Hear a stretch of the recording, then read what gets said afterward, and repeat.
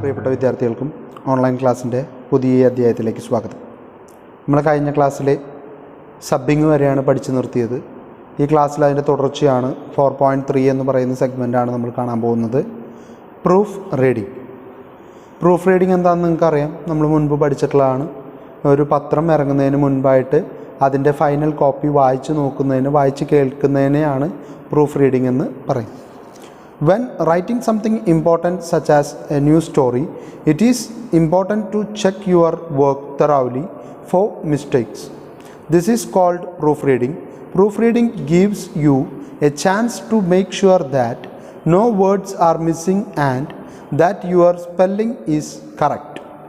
It is also a good idea to check the capital letters and whether the punctuation such as question marks, apostrophes, commas and full stops are all in the right place. Proof റീഡിങ്ങിൻ്റെ ഏറ്റവും വലിയ ആവശ്യകതയാണ് നമ്മൾ ഈ പറയുന്നത്. Proof read ചെയ്യുമ്പോൾ നമുക്കതിൻ്റെ clear ആയിട്ടുള്ളൊരു പിക്ചർ കിട്ടും, ഐഡിയ കിട്ടും. കാരണം പ്രൂഫ് റീഡ് ചെയ്യുന്ന ആൾ വെൽ റീഡിങ് കേപ്പബിലിറ്റി ഉള്ള ആളായിരിക്കും.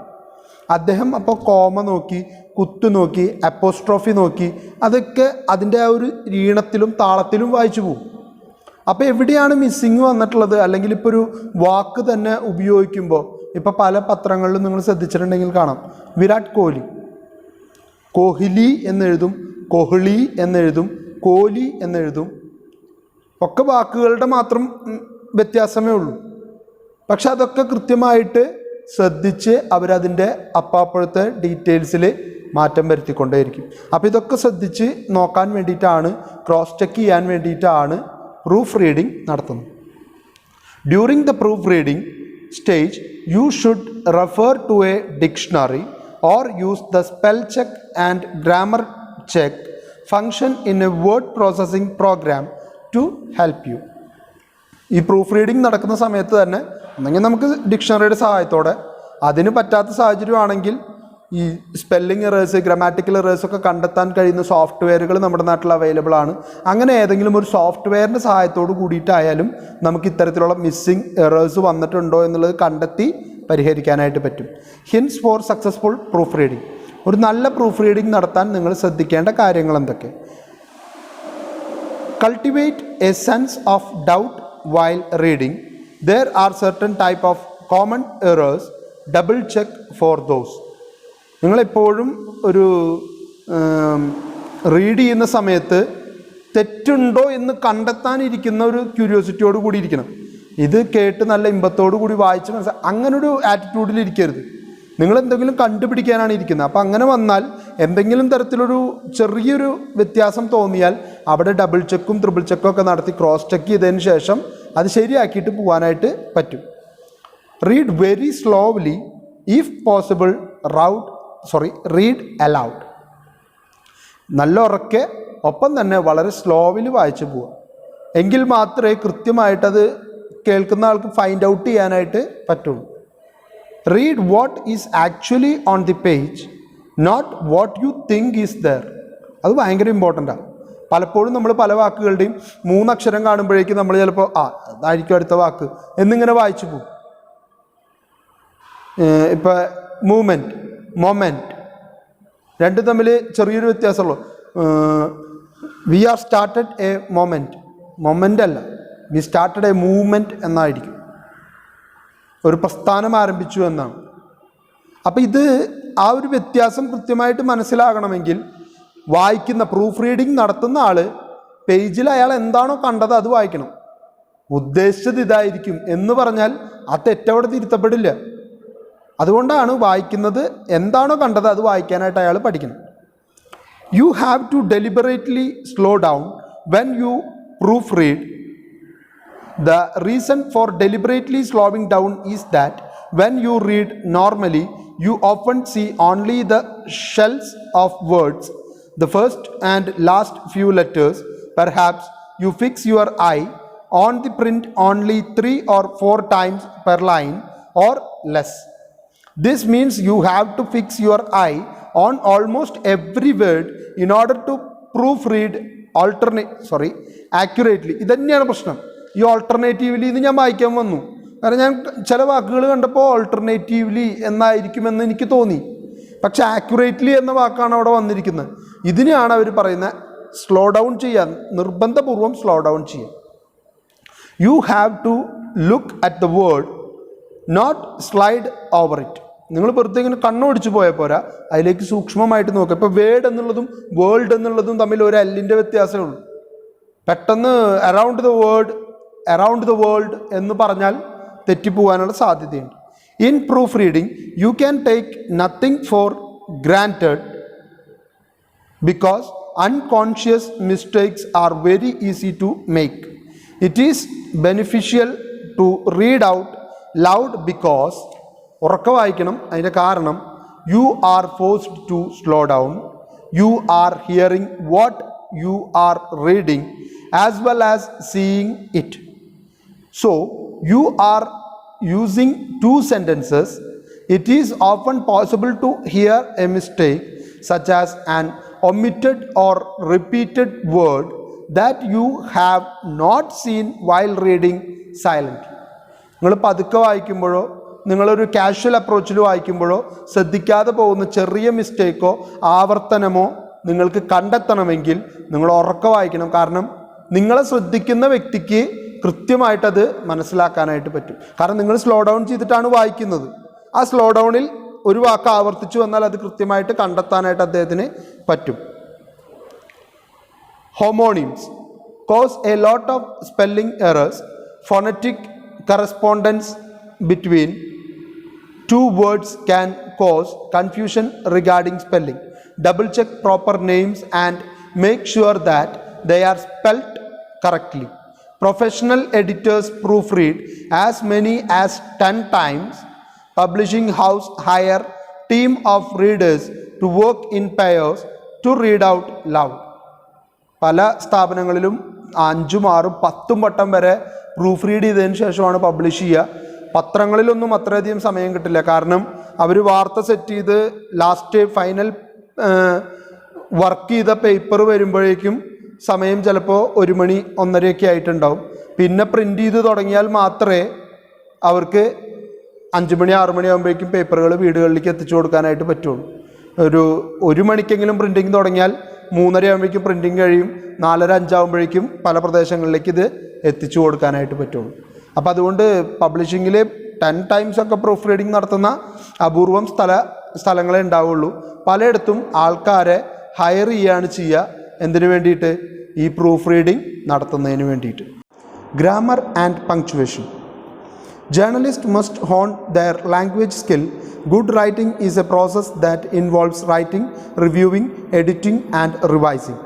An ear for language is as important as knowledge of the grammatical rules. Research has revealed that readable writing includes a high proportion of simple sentences. Complex and compound sentences increase the probability of ambiguity. This does not mean that the editor must reduce all complex sentences into simple sentences. Compound sentences used by the journalist sometimes failed to maintain parallel elements. Simplicity in statement must definitely be maintained. ഇപ്പോൾ ഇവിടുത്തെ ഏറ്റവും വലിയ ഒരു പ്രശ്നമാണ് grammatical and punctuation എന്ന് പറയുന്നത്. ഗ്രാമറിൽ പലതരത്തിലുള്ള errors വരാം. ചില സ്ഥലങ്ങളിൽ ഉപയോഗിക്കുന്ന ഗ്രാമാറ്റിക്കൽ വാക്കുകളോ അല്ലെങ്കിൽ രീതികളോ മറ്റു പലയിടത്തും തെറ്റായിട്ടുള്ള രീതിയിലായിരിക്കാം, അല്ലെങ്കിൽ അവർക്കത് ശരിയല്ല എന്ന് തോന്നുന്ന രീതി ഉണ്ടായിരിക്കാം. അപ്പോൾ അതിലൊക്കെ വളരെയധികം ശ്രദ്ധിക്കണം. എന്ന് വിചാരിച്ച് ഏതെങ്കിലും തരത്തിലൊരു കോംപ്ലക്സ് വാചകം ക്രിയേറ്റ് ചെയ്ത് കഴിഞ്ഞാൽ അത് മൊത്തം സിമ്പിൾ സെൻറ്റൻസിലേക്ക് ആക്കി മാറ്റേണ്ട ഉത്തരവാദിത്വമൊന്നും എഡിറ്റർക്കില്ല. മാക്സിമം അദ്ദേഹം ട്രൈ ചെയ്യുക. അദ്ദേഹത്തിന് കഴിയുന്നില്ലെങ്കിൽ അതങ്ങനെ തന്നെ നിലനിർത്തി കൊണ്ടുപോകേണ്ടതായിട്ട് വരും. Another tendency of journalists is to write huger-mugger sentences. These sentences crowd many facts together without regard for their logical relationship. ചില സമയത്ത് ഒരുപാട് വാചകങ്ങൾ, ഒരുപാട് വാക്കുകളെ കൂട്ടിച്ചേർത്ത് വലിയ വാചകങ്ങളും വലിയ രീതിയിലുള്ള സെൻറ്റൻസൊക്കെ ക്രിയേറ്റ് ചെയ്യുന്നത് കാണാം. ഇങ്ങനെ ഒരു കാരണവശാലും ചെയ്യാതിരിക്കുക. കാരണം അങ്ങനെ ചെയ്യുമ്പോഴുള്ള ദോഷം എന്താണെന്ന് വെച്ച് കഴിഞ്ഞാൽ ഒരുപാട് ഫാക്റ്റ് ഒറ്റ വാചകത്തിലോ ഒരു ബിഗ് സെൻറ്റൻസിൽ കയറിപ്പോവും. പക്ഷെ പ്രേക്ഷകന് അതിൻ്റെ ആ ഒരു റിലേഷൻഷിപ്പോ അല്ലെങ്കിൽ അതിൻ്റെ ഓരോ ഫാക്റ്റിൻ്റെയും ആഴം എത്രത്തോളം ഉണ്ടെന്നുള്ളത് തിരിച്ചറിയാൻ പറ്റാത്തൊരു സാഹചര്യം ചിലപ്പോൾ രൂപപ്പെട്ടേക്കാം. The most common error is the lack of agreement in number. The verb must agree with its subject. A pronoun must agree with its and it doesn't. Sometimes when narrating an incident, the writer gets confused about the tenses and uses the wrong tense. ചില സമയങ്ങളിൽ നമ്മൾ ഉപയോഗിക്കുന്ന tense, ഇപ്പോൾ past tense, future tense, present tense ഒക്കെ ഉണ്ട്. അതിലേത് tense ഉപയോഗിക്കണമെന്ന് ചില സമയത്ത് ഒരു കൺഫ്യൂഷൻ സംഭവിച്ചേക്കാം. അങ്ങനെയുള്ള കൺഫ്യൂഷനുകൾ വരുന്നുണ്ടെങ്കിൽ അതിന് നല്ലപോലെ ക്രോസ് ചെക്ക് ചെയ്തതിന് ശേഷം മാത്രമായിരിക്കണം നമ്മളതിനെ കൃത്യമായിട്ട് എഴുതേണ്ടത്. സ്റ്റൈൽ ഗൈഡ് എന്ന് വെച്ച് കഴിഞ്ഞാൽ അതൊരു പുസ്തകമാണ്. ഈ പുസ്തകം എല്ലാ മാധ്യമ സ്ഥാപനങ്ങളിലും ഉണ്ടാകും. ഈ സ്റ്റൈൽ ഗൈഡ് ഓരോരുത്തരുടെയും വ്യത്യസ്തമായിരിക്കും. ദീപികയുടെ സ്റ്റൈൽ ഗൈഡ് ആയിരിക്കില്ല മാതൃഭൂമിയുടേത് ആയിരിക്കില്ല മലയാള മനോരമയുടേത്. ഈ സ്റ്റൈൽ ഗൈഡിൽ അവർ പ്രത്യേകമായിട്ട് കൊടുത്തിരിക്കുന്ന കാര്യങ്ങൾ, ചില വാക്കുകൾ എങ്ങനെ എഴുതണം, ചില വേർഡ്സ് എങ്ങനെ കൺസ്ട്രക്ട് ചെയ്യണം, ചില വാചകങ്ങൾ എങ്ങനെ കൺസ്ട്രക്ട് ചെയ്യണം, ഗ്രാമാറ്റിക്കൽ എറേഴ്സ് എങ്ങനെ ചെയ്യണം, ഏജ് എങ്ങനെ കൊടുക്കണം, അതുപോലെ തന്നെ അഡ്രസ്സ് കൊടുക്കുമ്പോൾ നമ്മുടെ പത്രം സ്വീകരിക്കേണ്ട രീതി എന്ത്, ഇങ്ങനെ തുടങ്ങി A to Z എന്ന് പറയാവുന്ന പോലെ കാര്യങ്ങൾ അവർ കൃത്യമായിട്ട് കൊടുത്തിട്ടുണ്ടായിരുന്നു. അപ്പോൾ അത്തരത്തിലുള്ള കാര്യങ്ങളെ ആഡ് ചെയ്തിട്ടുള്ള പുസ്തകമാണ് സ്റ്റൈൽ ഗൈഡ് എന്ന് പറയുന്നത്. ഈ സ്റ്റൈൽ ഗൈഡ് ഓരോ സ്ഥാപനത്തിനും വ്യത്യസ്തമായിട്ടുള്ള രീതിയിലുള്ളതായിരിക്കും. പക്ഷേ പർപ്പസ്ഫുള്ളി എല്ലാത്തിൻ്റെയും ഉപയോഗം സെയിം തന്നെയാണ്. Associated Press style provides guideline for news writing. For a complete understanding of the AP style, writer should consult the most recent edition of the Associated Press style book. പലപ്പോഴും പല രീതിയിലുള്ള style ബുക്കുകളും ഇറക്കാറുണ്ട്. പലരും style book ഇറക്കുന്നത് associated പ്രസ്സിൻ്റെ style ബുക്കിൻ്റെ മാതൃകയിൽ തന്നെയാണ്. പക്ഷേ ഇതിങ്ങനെ ഇറക്കുന്നതിൻ്റെ കാരണം എന്ന് പറയുന്നത്, അല്ലെങ്കിൽ ഇറക്കുമ്പോൾ ശ്രദ്ധിക്കേണ്ടത്, AP ഇത് പല സമയത്തും അപ്ഡേറ്റ് ചെയ്യും. അസോസിയേറ്റഡ് പ്രസ് സ്റ്റൈൽ ബുക്കിന് പല സമയത്ത് അപ്ഡേറ്റ് ചെയ്യും. ആ അപ്ഡേഷൻ കൃത്യമായിട്ട് നോക്കിയിട്ട് വേണം നമ്മളുടെ സ്റ്റൈൽ ബുക്ക് പ്രിപ്പയർ ചെയ്യാൻ. The content of newspaper and other mass media is typically the result of many different writers and editors working together. AP style provide consistent guidelines for such publications in terms of grammar, spelling, punctuation, and language usage. Sometimes guiding principles behind AP style are consistency, clarity, accuracy, brevity. AP style also aim to avoid stereotypes and unintentionally offensive language. അപ്പോൾ ഇവിടെ 4 കാര്യങ്ങൾക്ക് വേണ്ടിയിട്ടാണ് AP ഇത്തരത്തിലുള്ള style book create ചെയ്യുന്നത്. ഒന്നാമത്തെ കാര്യം consistency ഉണ്ടാവാൻ വേണ്ടി, 2 ക്ലാരിറ്റി വരുത്താൻ വേണ്ടി, 3 ആക്യുറേറ്റ് ആവാൻ വേണ്ടി, 4 ബ്രെവിറ്റി കാത്തു സൂക്ഷിക്കാൻ വേണ്ടി. ഈ 4 കാര്യങ്ങളും നടപ്പിലാക്കുന്നതിന് വേണ്ടിയിട്ട് AP ഇറക്കുന്ന സ്റ്റൈൽ ബുക്ക് ഫോളോ ചെയ്തിട്ടാണ് നിങ്ങളുടെ സ്റ്റൈൽ ബുക്ക് പ്രിപ്പയർ ചെയ്തിട്ടുള്ളതെങ്കിൽ നിങ്ങൾക്ക് സ്റ്റീരിയോ ടൈപ്സ് അവോയ്ഡ് ചെയ്യാൻ പറ്റും. അൺഇൻറ്റൻഷനലി വരുന്ന ഒഫെൻസീവ് ലാംഗ്വേജും ഉപേക്ഷിക്കാൻ പറ്റും. ഇത് രണ്ടും മാറിക്കിട്ടുക എന്നുള്ളതാണ് ഒരു പ്രസിദ്ധീകരണത്തെ സംബന്ധിച്ചിടത്തോളം ഏറ്റവും ഇമ്പോർട്ടൻ്റ് ആയിട്ടുള്ള കാര്യം. Some of the most common style rule are, ചില പ്രധാനപ്പെട്ട സ്റ്റൈൽ റൂൾസ് ആണ് ഇവിടെ താഴെ പറഞ്ഞിരിക്കുന്നത്. Abbreviation and acronyms. Some widely known abbreviation are required in certain situations, while other are acceptable but not required in some context. For example, Dr., Mr., Mrs. are required before a person's full name when they occur outside a direct quotation. നിങ്ങൾ ഇപ്പോൾ ഒരു അപകടം നടന്നത് report ചെയ്യാമെന്ന് വിചാരിക്കും. അപകടമാണ്, കാറിടിച്ചു മരിച്ചത് വടക്കേതിൽ ദിനേശൻ്റെ മകൻ രമേശ് 28 വയസ്സാണ് മരിച്ചത്. ഇങ്ങനെ ഒരു കാര്യം വരുമ്പോൾ ഇയാൾ ഇതിനകത്ത് ഡയറക്റ്റ്ലി ഇൻവോൾവ്ഡ് ആണ്. ദിനേശന്റെ മകൻ രമേശൻ ഇതിൽ ഇൻവോൾവ്ഡ് ആണ്, മരിച്ചു. അപ്പൊ ഒരു ബഹുമാനം കൊടുക്കട്ടെ, ശ്രീമാൻ രമേശ് ആണ് മരണപ്പെട്ടത്. അങ്ങനെ വെക്കുവോ? ഇംഗ്ലീഷ് പത്രമാണെങ്കിൽ മിസ്റ്റർ രമേശ് പാസ്ഡ് അവേ എന്ന് വെക്കുവോ? വെക്കേണ്ട കാര്യമില്ല. അയാൾ ഡയറക്റ്റ്ലി ഇൻവോൾവ്ഡ് ആണ്. ഡയറക്റ്റ്ലി ഇൻവോൾവ്ഡ് അല്ലാത്ത ഒരാളെ കുറിച്ചിട്ട് ആ സെന്റൻസിൽ പറയേണ്ടി വരുമ്പോൾ മാത്രമാണ് അദ്ദേഹത്തിന് മിസ്റ്റർ, മിസ്സിസ് അല്ലെങ്കിൽ ഡോക്ടർ എന്നൊക്കെയുള്ള എന്താ പറയുക അദ്ദേഹത്തിൻ്റെ വിശേഷണങ്ങൾ കൊടുക്കേണ്ട കാര്യമുണ്ട്. As a general rule, though, you should avoid what the Associated Press style book calls alphabet soup. Consult the Associated Press style book for specific cases. ചില കാര്യങ്ങളിൽ ചില ആൽഫബറ്റ്സിൻ്റെ ഉപയോഗത്തെ കുറിച്ചിട്ട് അസോസിയേറ്റഡ് പ്രസ് ചില മാർഗനിർദ്ദേശങ്ങൾ നൽകിയിട്ടുണ്ട്. അതിനെക്കുറിച്ച് കൂടുതലായിട്ട് അറിയണമെങ്കിൽ നിങ്ങൾ അസോസിയേറ്റഡ് പ്രസിൻ്റെ സ്റ്റൈൽ ബുക്ക് നോക്കണം തന്നെയാണ് ഇവരും പറഞ്ഞിരിക്കുന്നത്. നമ്മൾ ഇത്രയും പഠിച്ചു വെച്ചാൽ മതി. അബ്രിവിയേഷൻ ആൻഡ് ആക്രോണിംസ് വരുമ്പോൾ എങ്ങനെയായിരിക്കണം ഉപയോഗിക്കണം എന്നുള്ളതിനെ കുറിച്ചിട്ട് സ്റ്റൈൽ ബുക്ക് പറയുന്നത് എന്നുള്ളത് മാത്രം നിങ്ങൾ തിരിച്ചറിഞ്ഞാൽ മതി. അഡ്രസ്സസ് എങ്ങനെ കൊടുക്കണം? For numbered addresses always use figures. Always spell out other words such as alley, drive and road.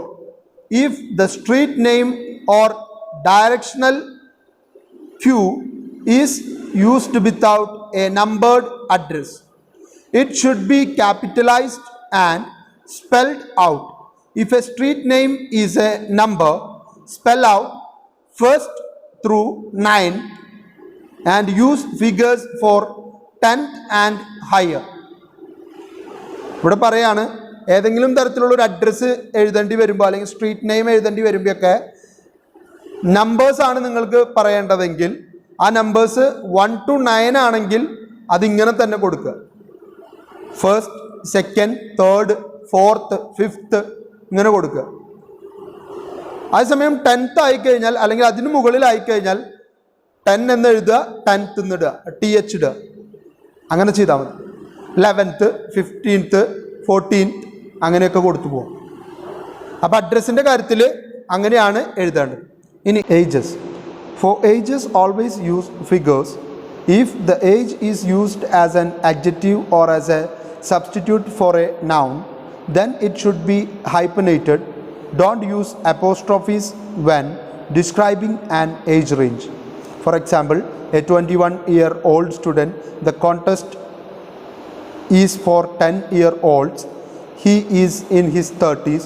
ഒരിക്കലും അപ്പോസ്ട്രോഫി ഇട്ടിട്ട് മുകളിലൊരു കോമ ഇട്ടിട്ട് നിങ്ങൾ വയസ്സ് കാണിക്കരുത്. വയസ്സ് എപ്പോഴും ഇങ്ങനെയായിരിക്കണം.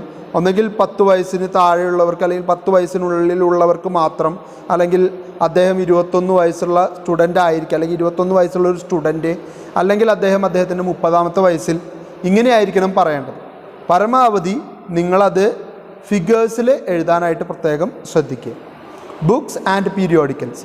Use quotation mark around the title of books, songs, television shows, computer games, poems, lectures, speeches and works of art.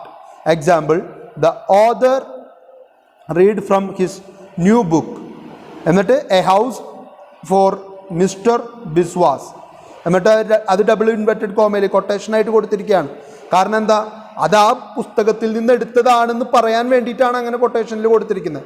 അതങ്ങനെ തന്നെ കൊടുക്കണം, അല്ലെങ്കിൽ അത് ഈ റൈറ്റർ എഴുതിയതായിട്ട് കണക്കാക്കപ്പെടും. അതുകൊണ്ടാണ് സ്റ്റൈൽ ബുക്കിൽ അങ്ങനെയും കൂടി ആഡ് ചെയ്തിരിക്കുന്നത്. They sang Vande Mataram. Vande Mataram double inverted കോമയിൽ ഇട്ടു, കാരണം വേറൊരാളുടെ കൃതിയാണത്, വേറൊരാൾ എഴുതിയ കവിതയാണ്. Before the game. Do not use quotation around the names of magazine, newspapers, the Bible or books that are catalogues for reference materials.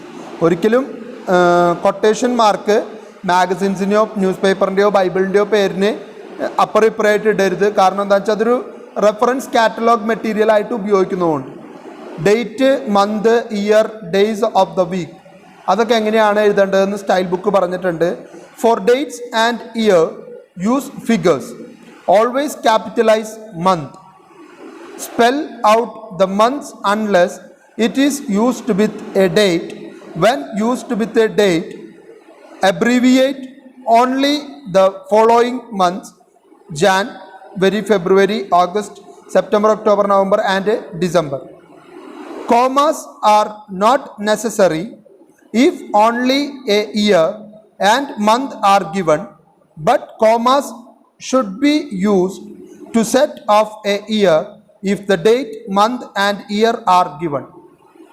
മന്തും ഇയറും മാത്രമേ ഉള്ളെങ്കിൽ അതിനപ്പുറത്തൊരു കോമ ഇടേണ്ട ആവശ്യമില്ല. അതേസമയം ഡേറ്റ് ഫുള്ളായിട്ടുണ്ടെങ്കിൽ 12/6/2020 എന്നുണ്ടെങ്കിൽ അത് കഴിഞ്ഞിട്ട് കോമ നിർബന്ധമായിട്ട് ഇട്ടിരിക്കണം. Use the letters but not an apostrophe after the figures when expressing decades or century. അത് മനസ്സിലായിട്ടുണ്ടാവും എന്ന് വിചാരിക്കുന്നു. 20th century, 21st century എന്ന് പറയുമ്പോൾ നിങ്ങൾ ഫിഗേഴ്സ് എഴുതിയതിന് ശേഷം ഒരിക്കലും അപ്പോസ്ട്രോഫീസ് ഉപയോഗിക്കാതിരിക്കുക. Do, however, use an apostrophe before figure expressing a decade if numeral are left out. Example: classes begin August 25th. The semester begins in January. The 1800s. The 90s. The 90s അവിടെ കാണാം മുകളിലൊരു apostrophe ഇട്ട് കൊടുത്തിരിക്കുകയാണ്. കാരണം സെഞ്ചുറീസും ഡെക്കേഡ്സും ഒക്കെയാണ് പറയുന്നത്. If you refer to an event that occurred the day prior to when the article will appear, do not use the word yesterday. Instead use the day of the week. Capitalise days of the week but not abbreviate. If an event occurs more than 7 days before or after the current date, use month and a figure. നിങ്ങൾ പറയുന്ന കാര്യം ആ വീക്കിൽ സംഭവിച്ചതാണെങ്കിൽ നിങ്ങൾ yesterday ഉപയോഗിക്കുന്നതിന് പകരം ആ date ഏതാണെന്ന്, ഡേ ഏതാണെന്ന് മാത്രം പറഞ്ഞാൽ മതി. അതേസമയം ഒരാഴ്ചയ്ക്ക് മീതിയായി നിങ്ങൾ പറയാൻ പോകുന്ന കാര്യം സംഭവിച്ചു കഴിഞ്ഞിട്ടെങ്കിൽ പെർഫെക്റ്റ് ഡേറ്റും മാസവും പറയും. Dimension. When writing about height, distance or other dimensions, use figures and spell out words such as feet, miles, etc. Example: she is 5'3", 5.3 എന്നുള്ള അർത്ഥത്തിൽ. He wrote with a 2-inch pencil. അപ്പം 2 എന്നുള്ളത് അളവും ഇഞ്ചിലാണെന്നുള്ളത് ലെറ്റേഴ്സിലും. The drive away is 25 feet long. അവിടെ 25 അത്ര അടി ഉണ്ടെന്നുള്ളത് 25 എന്നുള്ളത് അക്കത്തിലും ഫീറ്റിലാണ് അളവ് പറഞ്ഞിരിക്കുന്നത്. കിലോമീറ്റർ ആണ് 25 kilometers എന്ന് പറഞ്ഞത്. നെയിംസ്, എങ്ങനെയാണ് പേര് വെക്കേണ്ടത്? Always use a person's first and last name the first time they are mentioned in a story. Only use last name on second reference. Do not use courtesy titles such as Mr., Mrs., Miss or Mrs. unless they are part of direct quotation, are needed to differentiate between people who have the same last name. നിങ്ങൾ പരമാവധി മുൻപിലുള്ള courtesy ആയിട്ടുള്ള വാക്കുകൾ mister, doctor അങ്ങനെയുള്ളതൊക്കെ ഉപേക്ഷിക്കുക. കാരണം അതിൻ്റെ ഒന്നും ആവശ്യമില്ല. ഏതെങ്കിലും സാഹചര്യത്തിൽ അവരെ ഡിഫറൻഷിയേറ്റ് ചെയ്യേണ്ടി വന്നാൽ, കാരണം അവരുടെ ലാസ്റ്റ് നെയിം സെയിം ആയിട്ട് വരുന്ന അവസരത്തിൽ അവരെ ഡിഫറൻഷിയേറ്റ് ചെയ്യേണ്ടി വന്നാൽ മാത്രമാണ് അങ്ങനെ ചെയ്യേണ്ട ആവശ്യമുള്ളൂ. ന്യൂമറൽസ്, സംഖ്യകൾ എങ്ങനെയാണ് കൊടുക്കേണ്ടത്? Never begin A sentence with a figure except for sentences that begins with a year. Example: 200 members attended, 5 actors took the stage, 1776 was an important year. ഇങ്ങനെയുള്ള സാഹചര്യങ്ങളിൽ ഒഴികെ ബാക്കി ഒരു സമയത്തും ഇങ്ങനെ സ്റ്റാർട്ട് ചെയ്യരുത്. Use Roman numerals to describe wars and show sequence for people. Example: world war second. അപ്പോൾ 2 വര വരയ്ക്കുന്ന റോമൻ ലെറ്റർ ഉപയോഗിക്കണം. പോപ്പ് ജോൺ പോൾ രണ്ടാമൻ എന്നുള്ളതിന് 2 എന്നുള്ളതിന് അങ്ങനെ കൊടുക്കണം. എലിസബത്ത് 2 നമ്മളത് ഹിസ്റ്ററി പഠിക്കുമ്പോൾ എപ്പോഴും കണ്ടിട്ടുള്ളതാണ്. രാജാക്കന്മാരുടെയൊക്കെ പേര് വരുമ്പോൾ ജോൺ മാത്രമുള്ളെങ്കിൽ അങ്ങനെ ജോൺ സെക്കൻഡ് എന്ന് വരുമ്പോൾ 2 എന്ന് എഴുതില്ല, റോമൻ ലെറ്റർ 2 ആണ് കൊടുക്കാറ്. For ordinal numbers spell out 1st through 9th and use figures for 10th and above when describing order in time or location. Example, 10th in a row. Some ordinal numbers, such as those indicating political or geographic order, should use figure in all cases. Example, 3rd district court, 9th ward എന്നൊക്കെ ഉപയോഗിക്കും. എപ്പോഴും നമ്പറാണ് അവിടെ കൊടുക്കുക എന്നാണ് പറയുന്നത്. അല്ലാത്ത സാഹചര്യങ്ങളിൽ നിങ്ങൾ 1 മുതൽ 9 വരെയുള്ളതിന് സ്പെൽ ചെയ്യുക, 10-ന് മുകളിലുള്ളതിനൊക്കെ 10th 11th എന്ന് കൊടുക്കുക. എന്നാൽ ഒരു വാർഡോ ഒരു ഡിസ്ട്രിക്റ്റോ ഒരു ജൂറിസ്ഡിക്ഷനെ പറ്റിയിട്ടോ പറയാനാണെങ്കിൽ 9th വില്ലേജ് 2nd വില്ലേജ് എന്നുള്ളതൊക്കെ 2nd എഴുതണ്ട, 2 ഇട്ടിട്ട് ND എന്ന് എഴുതിയാൽ മതി. ഇനി punctuation. Use a single space after a period. Do not use commas before a conjunction in a symbol series. Example, in art class, they learned that red, yellow and blue are primary colors. His brothers are Tom, Joe, Frank and Pet. ഇവിടെ നിങ്ങൾ ഉപയോഗിക്കേണ്ടത് എങ്ങനെയാണ് comma ഇടേണ്ടതെന്നുള്ളതാണ് ഇവിടെ പഠിപ്പിക്കുന്നത്. Commas and periods go within quotation mark. Example, I did nothing wrong.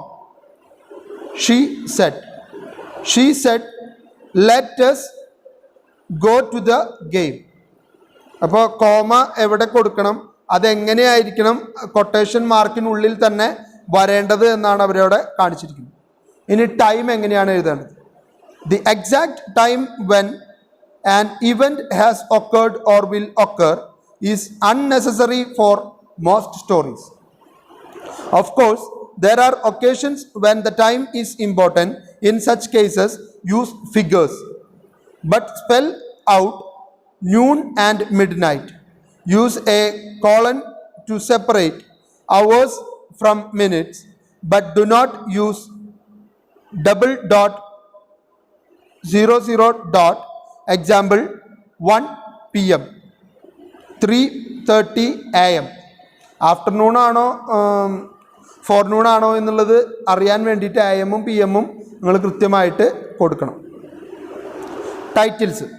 Generally capitalize format titles when they appear before a person's name, but lowercase title if they are informal appear without a commas. Without a person's name, follow a person's name or are set up before a name by commas. Also lowercase adjectives that designate the status of a title. If a title is long, place it after the person's name or set it off with the commas before the person's name. Example, President Obama. അതൊരു ഉദാഹരണം മാത്രമാണ് അവിടെ കൊടുത്തിരിക്കുന്നത്. Writing for magazines. Action, angle, anecdote. ഒരു മാഗസിന് വേണ്ടി എഴുതുമ്പോൾ നിങ്ങൾ എങ്ങനെയാണിത് എഴുതേണ്ടത്. അപ്പോൾ സ്റ്റൈൽ ബുക്കിനെ കുറിച്ച് ചോദിച്ചാൽ 11 കാര്യങ്ങൾ നിങ്ങൾക്ക് എഴുതാനുണ്ടെന്നുള്ളത് മറക്കാതിരിക്കുക.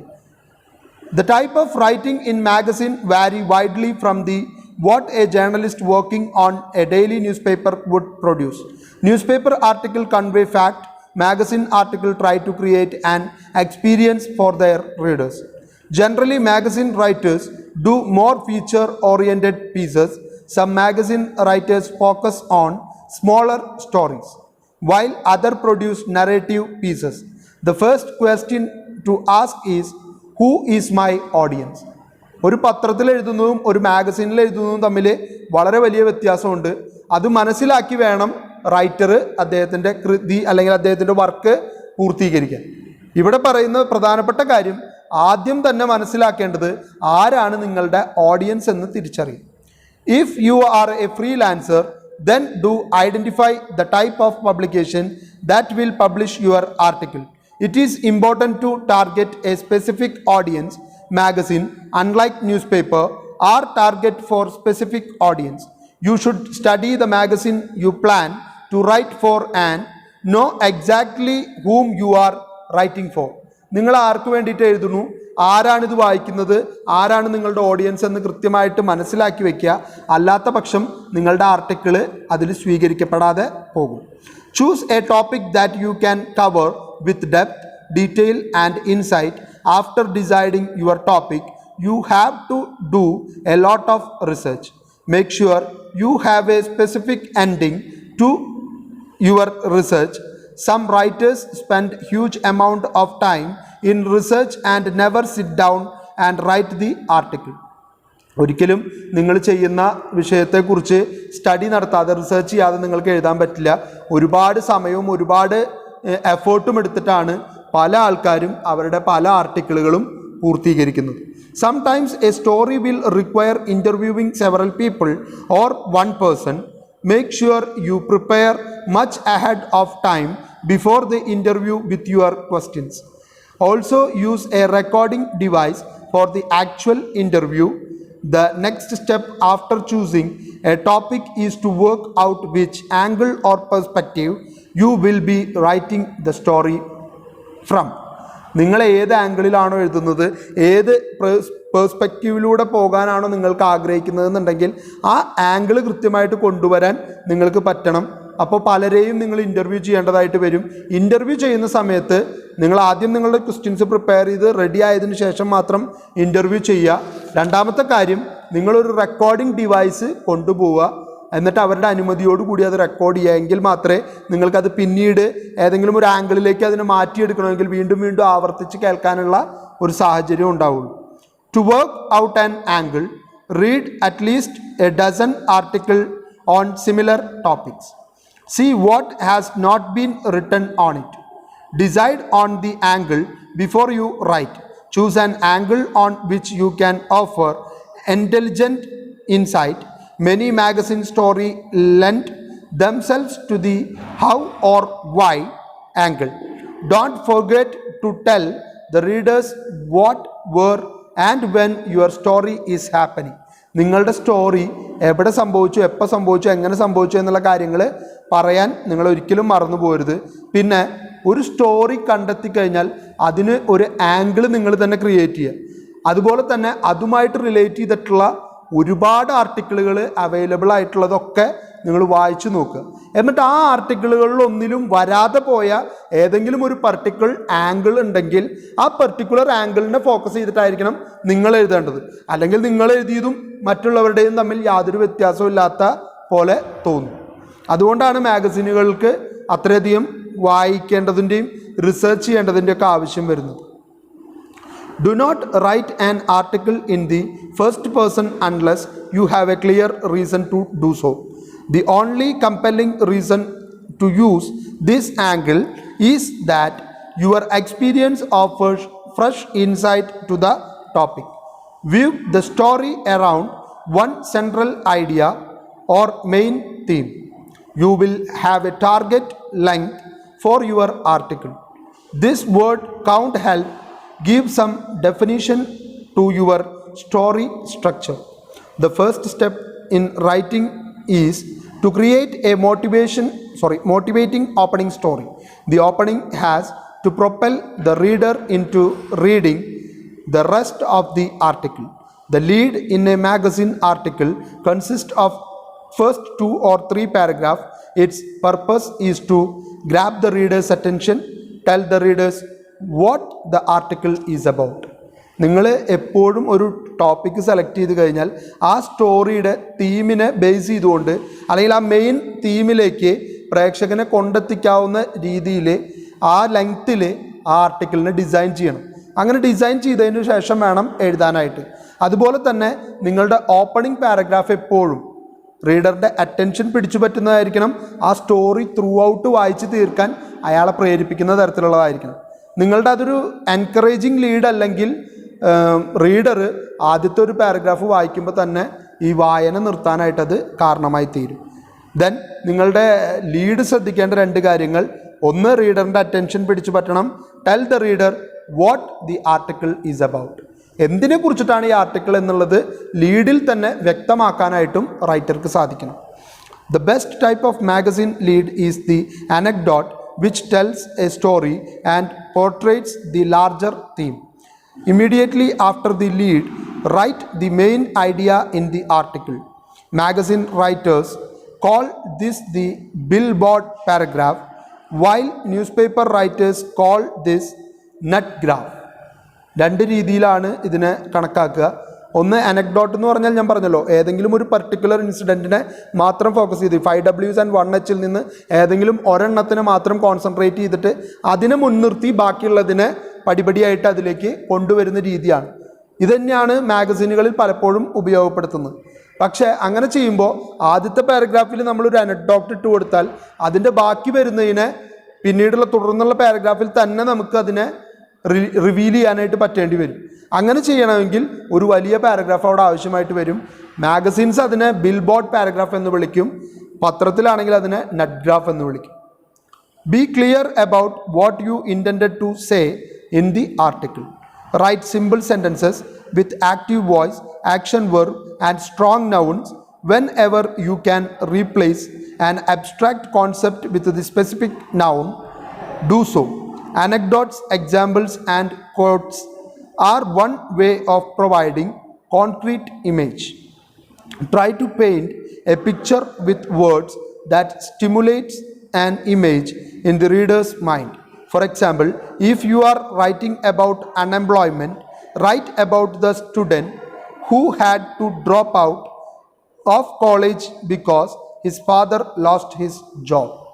നിങ്ങളൊരു അൺഎംപ്ലോയ്മെൻറ്റിനെ കുറിച്ചിട്ടൊരു ടോപ്പിക്, അല്ലെങ്കിൽ നിങ്ങൾ ഏത് ടോപ്പിക്കിനെയാണോ കോൺസെൻട്രേറ്റ് ചെയ്യുന്നത് ആ ടോപ്പിക്കിന് മാച്ച് ആവുന്ന രീതിയിലുള്ള ഇമേജുകൾ റീഡറിൻ്റെ മൈൻഡിൽ കൊണ്ടുവരത്തക്ക രീതിയിലുള്ള സാഹചര്യങ്ങൾ കൂടി ഇതിനോട് ആഡ് ചെയ്യണം. ഇപ്പോൾ ഇവിടെ അൺഎംപ്ലോയ്മെൻറ്റിനെ കുറിച്ച് പറഞ്ഞപ്പോൾ ഒരു കുട്ടിക്ക് അവൻ്റെ കോളേജിൽ നിന്ന് പുറത്താക്കപ്പെട്ടു. കാരണം എന്താ? അവൻ്റെ അച്ഛൻ്റെ ജോലി നഷ്ടപ്പെട്ടപ്പോൾ ഫീസ് അടയ്ക്കാൻ വഴിയില്ലാത്തതുകൊണ്ട് അവൻ പുറത്തുപോയി. അപ്പോൾ അവിടെ ഫീസ് അടയ്ക്കാൻ വഴിയില്ലാത്തതുകൊണ്ട് അവൻ പുറത്തു പോയതല്ല പ്രശ്നം, അവൻ്റെ അച്ഛന് ജോലിയില്ലാതായി. അൺഎംപ്ലോയ്മെൻറ്റിനെ കുറിച്ചിട്ട് പറയാൻ ഒരു സാഹചര്യം ക്രിയേറ്റ് ചെയ്ത് കൊണ്ടുവന്നതാണ്. Organise related ideas and sentences close to one another and create smooth transition.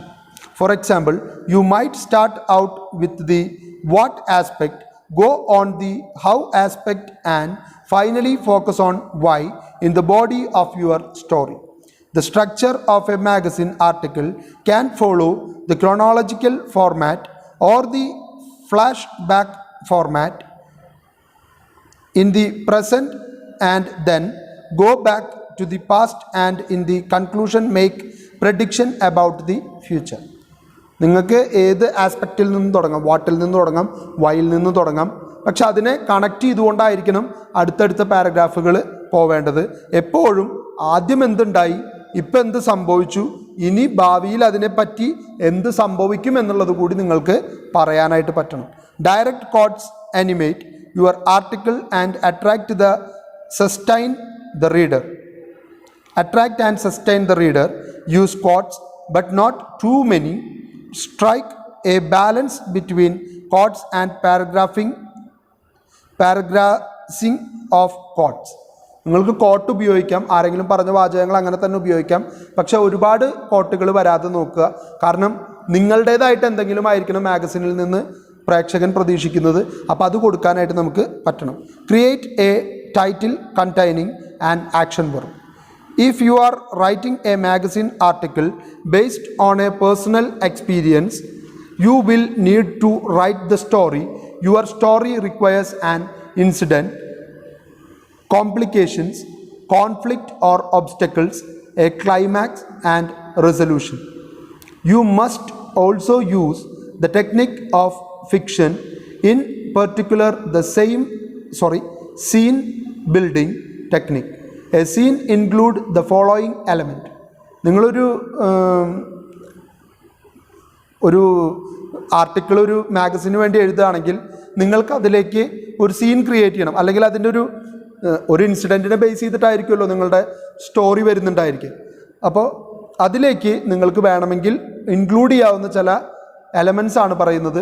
Specific time and place, അത് നിങ്ങൾ നിർബന്ധമായിട്ടും കൊടുക്കണം. Action, dialogue, sensory images, specific details, ഇതൊക്കെ ആഡ് ചെയ്തിട്ട് വേണം നിങ്ങൾ നിങ്ങളുടെ സ്റ്റോറി മാഗസിന് വേണ്ടിയിട്ടാണെങ്കിൽ ഡെവലപ്പ് ചെയ്യാൻ. You will want to make your readers aware of the time and place. This is your setting. You will need to use language that appeals to the reader's sense of smell, taste, sight, touch. A good scene also include vivid descriptions which helps the reader visualize the story. In the conclusion, you can write about the insight, understanding or lesson that you learned from the experience. നിങ്ങളുടെ experience പ്രേക്ഷകന് experience ചെയ്യാവുന്ന രീതിയിലേക്ക് പറഞ്ഞാൽ മനസ്സിലായെന്ന് വിചാരിക്കുന്നു. ഇപ്പോൾ ഞാനൊരു കാര്യം കണ്ടു, ആ കണ്ടതിനെ കുറിച്ചിട്ടാണ് ഞാൻ നിങ്ങളോട് സംസാരിക്കുന്നത് അല്ലെങ്കിൽ എഴുതുന്നത്. അപ്പം നിങ്ങൾക്ക് കൂടി അത് കാണാവുന്ന രീതിയിലേക്ക് വിഷ്വലൈസ് ചെയ്യാൻ എനിക്ക് പറ്റണം, എൻ്റെ വാക്കുകൾക്ക് പറ്റണം. ഞാൻ ടേസ്റ്റ് ചെയ്ത ആ ടേസ്റ്റ് നിങ്ങളിലേക്ക് എത്തിക്കാൻ എനിക്ക് പറ്റണം. ഞാൻ കണ്ട കാഴ്ചയുടെ മനോഹാരിത നിങ്ങൾക്ക് പകർന്നു തരാൻ എൻ്റെ റൈറ്റിങ്ങിന് സാധിക്കണം. ഒപ്പം തന്നെ ഉണ്ടായ എക്സ്പീരിയൻസിൽ നിന്ന് നിങ്ങൾക്കുണ്ടായ ഒരു ഉൾക്കാഴ്ചയോ അല്ലെങ്കിൽ നിങ്ങൾ മനസ്സിലാക്കിയെടുത്തൊരു കാര്യമോ അല്ലെങ്കിൽ എന്തെങ്കിലും ഒരു പാഠം ഉൾക്കൊള്ളാനുണ്ടെങ്കിൽ അതെന്താണെന്നുള്ളതും പ്രേക്ഷകന് വേണ്ടി നിങ്ങൾക്ക് പറഞ്ഞു കൊടുക്കാനായിട്ട് പറ്റണം. കാരണം അത് ഡയറക്റ്റ്ലി എക്സ്പീരിയൻസ് ചെയ്ത ആൾ നിങ്ങളാണ്. പ്രേക്ഷകൻ ഇത് കേൾക്കുക മാത്രമേ ചെയ്യുന്നുള്ളൂ. അപ്പോൾ എനിക്കിങ്ങനെ തോന്നി എന്നുള്ളത് നിങ്ങൾക്ക് അവരുമായിട്ട് പങ്കുവെക്കാനായിട്ട് പറ്റണം. After writing, make it A point to read your article carefully. Try to look at your writing through objective and impersonal eyes. Consider the purpose of your article. Was it to motivate a reader to action? Did it achieve its purpose? Check it for spelling and grammar mistakes. അപ്പോൾ നിങ്ങൾ എഴുതി കഴിഞ്ഞാൽ പൂർണ്ണമായിട്ടും വായിച്ചു നോക്കുക. ഒപ്പം തന്നെ നിങ്ങളുടെ പേഴ്സണൽ ആയിട്ടുള്ളൊരു കാഴ്ചപ്പാടിലൂടെ അത് വായിക്കരുത്. തികച്ചും ഇംപേഴ്സണലായിട്ട് വേറൊരു വ്യക്തി വായിക്കുന്ന ആംഗിളിലൂടെ അതിനെ കാണണം. കാരണം എവിടെയാണ് എൻ്റെ ആർട്ടിക്കിളിന് തെറ്റുപറ്റിയിട്ടുള്ളത്, മിസ്റ്റേക്ക് വന്നിട്ടുണ്ടോ, അല്ലെങ്കിൽ അതൊരു റീഡർ എന്ന രീതിയിൽ എന്തെങ്കിലും ഒരു മോട്ടിവേഷൻ തരുന്നുണ്ട് എന്നുള്ളത് ഉറപ്പാക്കേണ്ട ഉത്തരവാദിത്വം നിങ്ങളുടെയാണ്. അപ്പോൾ അങ്ങനെ ഉറപ്പിക്കാൻ വേണ്ടിയിട്ടാണ് നിങ്ങൾ ഇംപേഴ്സണലായിട്ട് വായിക്കണമെന്ന് പറയുന്നതും. ദെൻ ചെക്ക് ചെയ്യണം സ്പെല്ലിംഗ് ആൻഡ് ഗ്രാമാറ്റിക്കൽ എറേഴ്സ് വന്നിട്ടുണ്ടോ എന്ന്. There is nothing more troublesome to an editor than a writer who fails to meet the deadline. The magazine has to be published on some time, so the writer has to take the responsibility to submit the article at the stipulated time. നിങ്ങൾക്ക് ഒരിക്കലും ഒരു magazine റൈറ്ററെ സംബന്ധിച്ചിടത്തോളം time വളരെ important ആണ്. ആ പറഞ്ഞ സമയത്തിനുള്ളിൽ നമുക്കത് പൂർത്തീകരിക്കാൻ കഴിഞ്ഞില്ലെങ്കിൽ അത് പ്രസിദ്ധീകരിക്കാൻ കഴിയാത്തൊരു സാഹചര്യം ഉണ്ടാകും. കാരണം മാഗസിൻ എപ്പോഴും ഒരു ടൈം ലിമിറ്റിൽ നിന്നുകൊണ്ട് പ്രസിദ്ധീകരിക്കുന്നതാണ്. അപ്പോൾ ആ പ്രസിദ്ധീകരണത്തിൻ്റെ ടൈം ലിമിറ്റിലേക്ക് ചുരുങ്ങാനും അതിൻ്റെ ഒപ്പം സഞ്ചരിക്കാനും നിങ്ങൾക്ക് സാധിക്കുന്നില്ലെങ്കിൽ നിങ്ങളുടെ ആർട്ടിക്കിളുകൾ പ്രസിദ്ധീകരിക്കപ്പെടാതെ പോയേക്കാം. അപ്പോൾ ഇത്രയും കാര്യങ്ങൾ ശ്രദ്ധിക്കുക, നന്നായിട്ട് പഠിക്കുക, സ്റ്റൈൽ ബുക്കിനെ കുറിച്ച് മനസ്സിലാക്കിയിരിക്കുക. 11 കാര്യങ്ങളാണ് സ്റ്റൈൽ ബുക്കിൽ ആഡായിട്ട് വന്നിട്ടുള്ളത്. അപ്പോൾ ഇതോടുകൂടി ഈ ഫസ്റ്റ് ചാപ്റ്റർ നമ്മുടെ അവസാനിച്ചു. ഇനി നമുക്കുള്ളത് ഇലക്ട്രോണിക് മീഡിയ എന്ന് പറയുന്ന സെക്കൻഡ് ചാപ്റ്ററാണ്.